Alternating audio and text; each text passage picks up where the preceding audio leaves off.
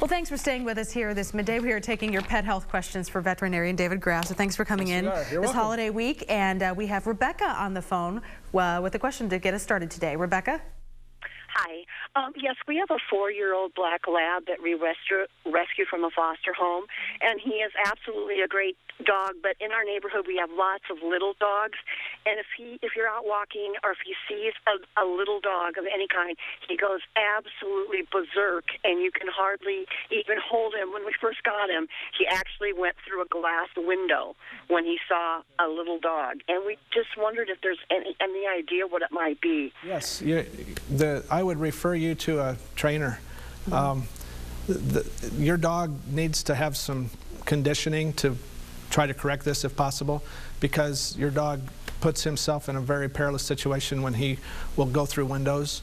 And the other problem is if he does get to these smaller dogs, he could commit injury to them. So if you stay on the line, I'll talk to you afterwards, and I can give you some specific information on recommendations for training. Okay. And that's a good thing. You know, obviously, when you get a pet that you adopt, you probably don't know a lot of the background and the training that they have had or haven't had. My dog still barks at the wreath like crazy, so you never know when a dog's gonna, you know, do that kind of thing. What can you do if you have a dog, for instance, that barks at the doorbell or some sort of, or the phone ringing or something like that around the house? That's actually quite easy to correct. Okay. A dog trainer can condition the dog to not react that way with a bell or a phone. Okay, so that's easy to fix too. Yeah, these are training questions, and we refer to dog trainers for problems just like this, and that can be helped, we hope. All right, we have Betty on the phone now with a question for us. Go ahead, Betty.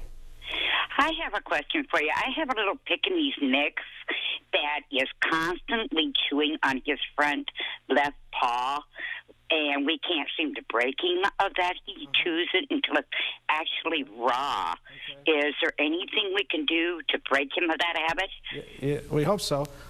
First thing is to have your veterinarian check to see if there's a medical problem. He could have a toenail infection. He could have a skin infection.